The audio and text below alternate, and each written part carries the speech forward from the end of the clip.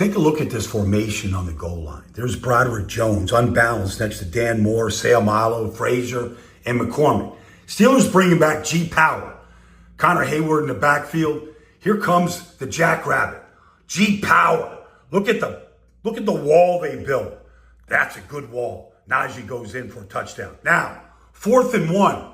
4th and 1 at their own, 44-yard line. What's the formation? Unbalanced. Broderick Jones, Dan Moore, Seumalo, Frazier, and the Jackrabbit, Mason McCormick. They run the same play in the open field on 4th and 1 to retain possession right here. G. Power. Look at the wall, just like they did in the goal line. And Jaylen Warren goes for 4 yards. Steelers bringing back Power. Chuck Noll would be happy. He would love that play. Oh, yeah. All the Steeler coaches, all 3 of them, would love that play. The Jackrabbit, pumped up. This is 2nd and 20 here. Russell Wilson is going to rifle this ball to George Pickens. Now, Pickens is just electric, all right? And he's strong. People just bounce off George Pickens. But on this play right here, he's making the whole defense of the Commanders miss. And now he jumps in the air. Like he's in the air and he's actually changing directions in the air. He was going to the right, but in midair, George Pickens decided, I'm going left. Like he's changing direction in midair as he picks up 34 yards right there. I mean, just in a piece of raw electricity of George Pickens. Let's look at this opening touchdown throw from Russell Wilson here to George Pickens on the spray fade against the rookie Mike Sanristel. From Russell Wilson's standpoint, put it up there and let George just do what he does. Just be an acrobat, adjust his body in the craziest of positions to come down with that unbelievable catch. But it seems like all of his catches are like that. You look at his ability to contort his body in the air and concentrate on the ball and squeeze it in and look it in and possess it. Like he's special like that. I mean, that catch, the throw, Russell gave him a shot, but George finished it. Mike Williams was traded from the Jets to the Steelers on Tuesday. And on Sunday, with the Steelers down 27-21 in the 4th, on 3rd and 9, Russell Wilson put his trust in him. And he catches his first touchdown of the season. It just happened to be the game winner. And Russell Wilson is under duress here. He's got Luvu, he's got pressure in his face. He's got no choice but to throw it up on 3rd and 9.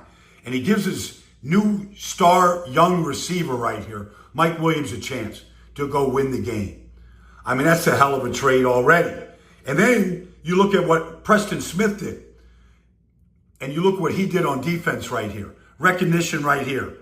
All right? Sees Jayden Daniels, gets him down to the ground. And then on right here, 3rd and 15.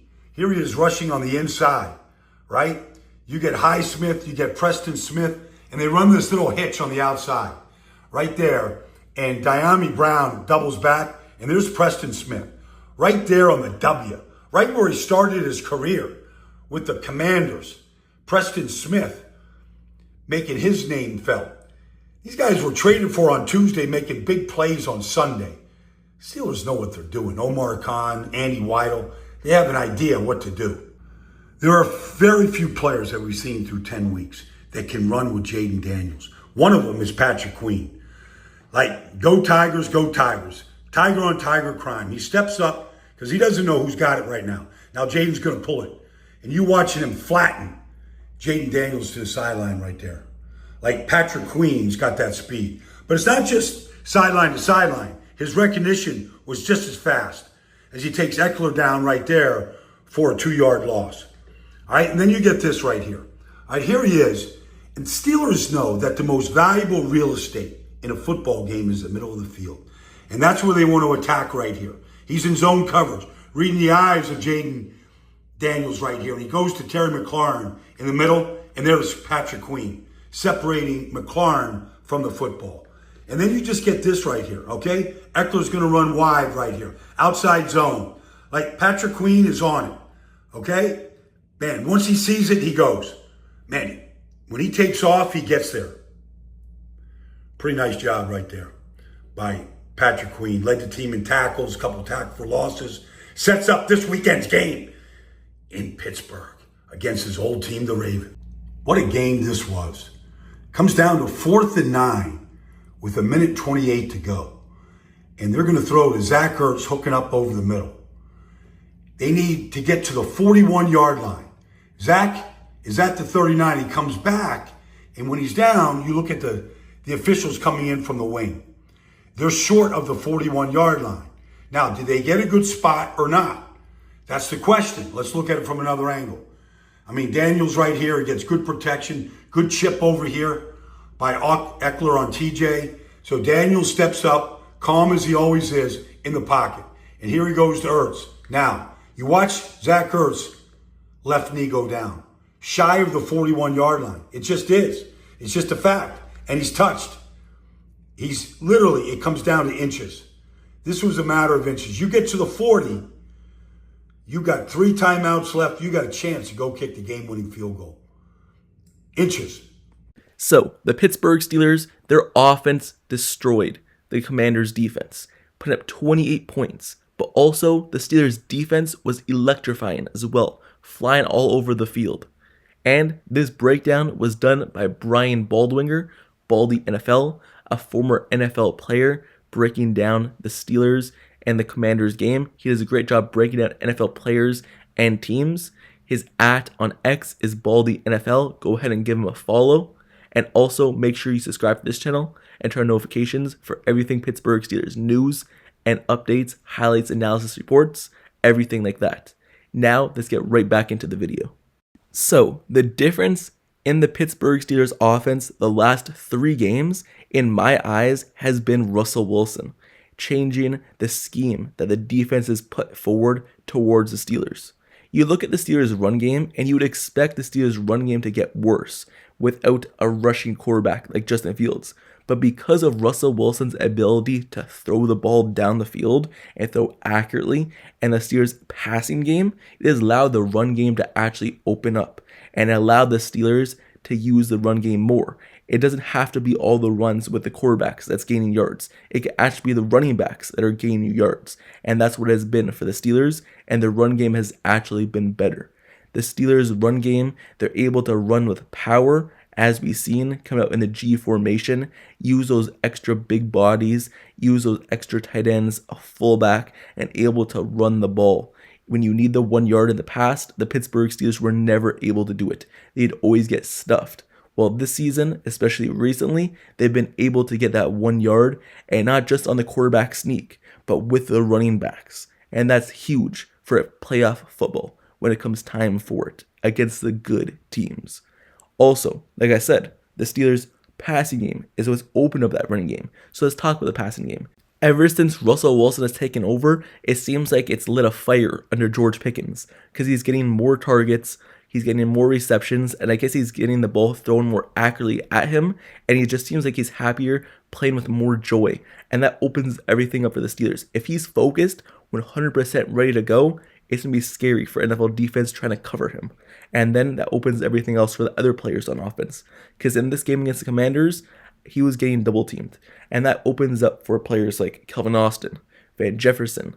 Even though they weren't utilized too much in this game, it also opens up Pat Freiermuth with the tight ends, the bootlegs, the play actions, everything like that. Because then those players are going one-on-one, and then they're going to have more open space to work with. And then if George Pickens is being double-teamed, it allows the deep ball and the one-on-one shot with another playmaker that you just traded for Mike Williams. And Mike Williams did get that one-on-one, and he was able to make that play. So a focused George Pickens is really good. So the Steelers' offense has been a little bit different in the passing game as well. They've run a lot more play action ever since Russell Wilson's come back. He's really good at running that play action, and the Steelers' run game has been rolling, so running that play action off of it tricks the teams. If your run game is getting going, they're going to try to stop the run. But if you're playing play action off of it and you're able to succeed it, then it's become tricky because then the defense doesn't know what to guard, your run game or the passing game.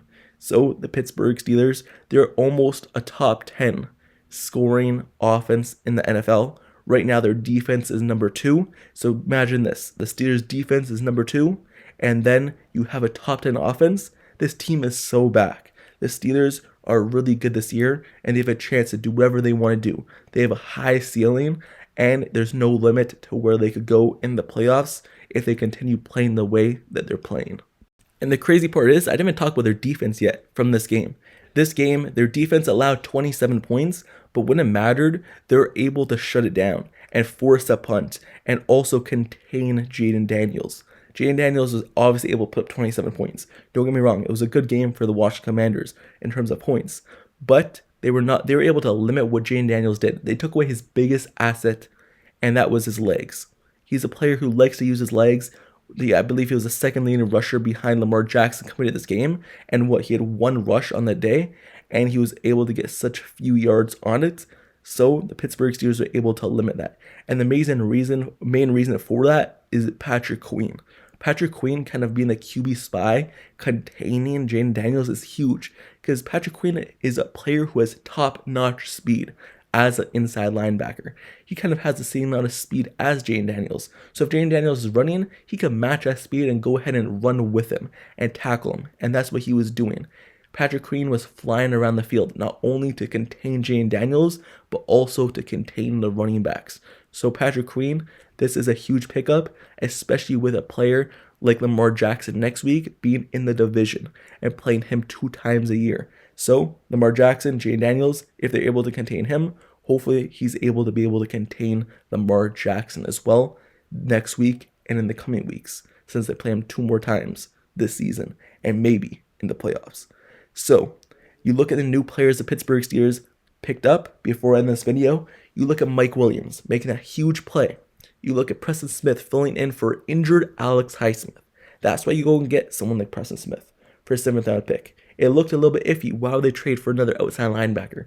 But injuries happen. Nick Herbig is on the shelf. He may be back next week, but he was injured.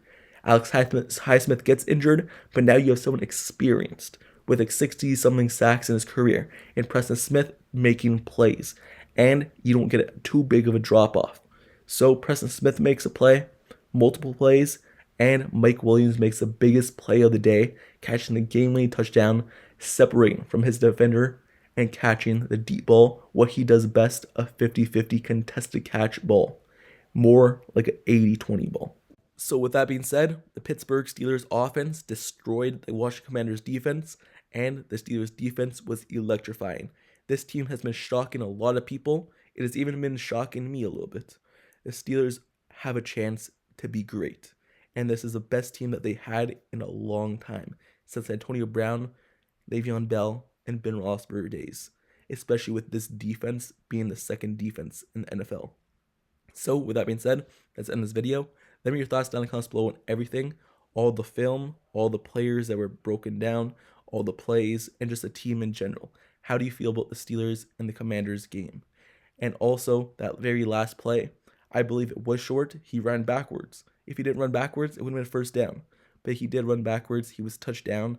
He was short by like a yard or like an inch. So he was short in my eyes. The Pittsburgh Steelers win the game. It doesn't matter. The Steelers win, and they improve their record. So let me know your thoughts down in the comments below about this game. And also, like I said, this breakdown was done by Brian Baldwinger. Baldy NFL is his handle on X. Go ahead and give him a follow. And make sure you subscribe to this channel and turn notifications for everything Pittsburgh Steelers news and updates. And also a breakdown like this is done after every single game. So stay tuned to the channel. And until next time, I'll see you guys all later. I'm out. Peace.